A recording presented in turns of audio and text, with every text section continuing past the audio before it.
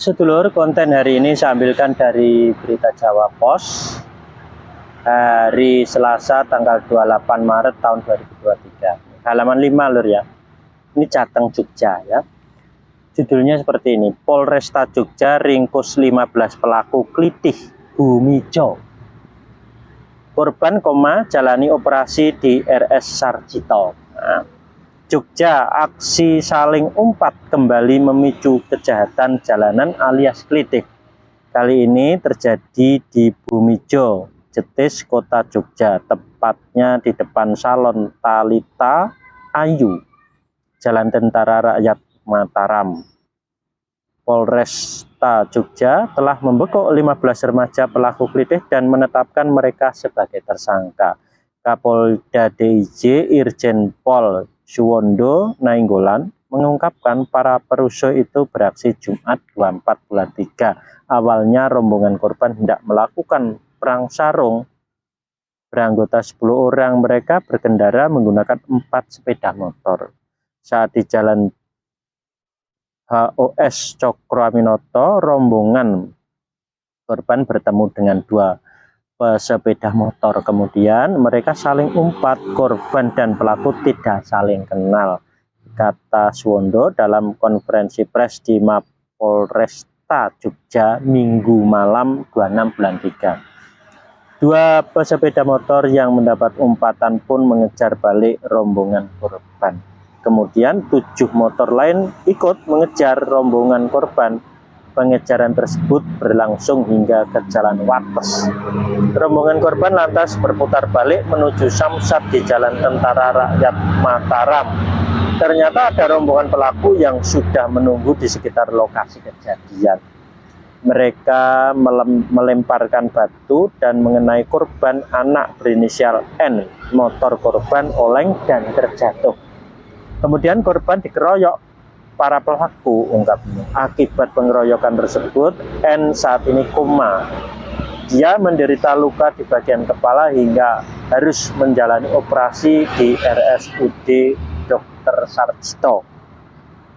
Suwondo menyampaikan para pelaku bisa diringkus karena partisipasi masyarakat. Satreskrim Polresta Jogja menyelidiki dan mengumpulkan saksi hingga akhirnya polisi menangkap 15 pelaku. Mereka terdiri atas 6 dewasa dan 9 anak berhadapan hukum ABH, katanya. Di antara 6 orang dewasa tersebut ada mahasiswa dan karyawan, sementara 9 lainnya adalah pelajar SMK dan SMA. Dalam jumpa pers malam itu, salah seorang pelaku menyela. Dia mengaku sebetulnya yang menyerang lebih dahulu adalah rombongan korban. Ada yang memukul dengan besi, kami diserang, kami membela diri, malah dijadikan tersangka, ungkap pemuda yang berdiri paling ujung sebelah kanan saat dihadirkan dalam konferensi pers tersebut. Atas informasi itu, Suwondo menyatakan akan memperdalam penyidikan sebab sangat mungkin korban juga bisa dijadikan tersangka, sebab niat awal rombongan korban turun ke jalan adalah untuk tarung sarung. Setiap informasi akan diproses, semua berlaku sama untuk mencari jalan keluar dan dalam pencegahan, tegasnya. Polisi bakal menjerat belasan perusuh tersebut dengan pasal 170 ayat 2 ke 2E KUHP. Ancaman hukumannya mencapai 9 tahun penjara. Di tempat terpisah, Gubernur DIY Hamengkubuwono HB9 menegaskan antisipasi kejahatan jalanan bukan hanya tanggung jawab pemerintah dan polisi, namun orang tua juga punya peran penting untuk mengawasi anak mereka. Raja Keraton Ngayogyakarta Hadiningrat itu menilai langkah hukum hanyalah sanksi. Yang paling penting adalah upaya pendekatan oleh keluarga, terutama untuk meredam sifat anarkis yang berujung aksi kriminal. Nyatanya, meski di sel di penjara masih tetap terjadi kok klitih, katanya. Sekarang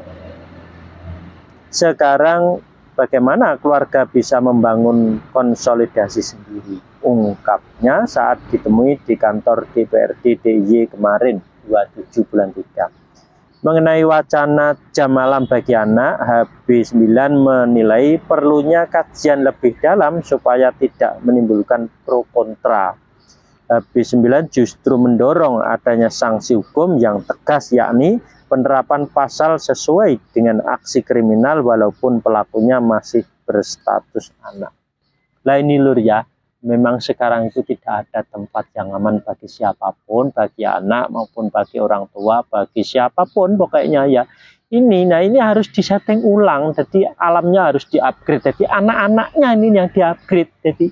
Jadi seperti itu. Jadi orang tua mengupgrade anak itu, orang tuanya nanti juga akan imbasnya akan terupgrade. Jadi seluruhnya akan terupgrade. Asal sudah menerapkan teori saya, Ridho Pasasumeleh, jadi seperti itu. Jadi ini untuk mengembalikan alam biar adem ayem tentrem lagi, otomatis harus orang tua meridhoi anaknya masing-masing. Nanti akan tercipta kasih sayang antara satu dengan yang lain. Jadi tidak ada saling untuk menguasai, tidak ada saling untuk menjahati, tidak ada saling untuk memusuhi antara satu dengan yang lain. Yang ada adalah saling kasih. Jadi seperti itu. Jadi ini tidak ada tempat yang aman bagi siapapun memang.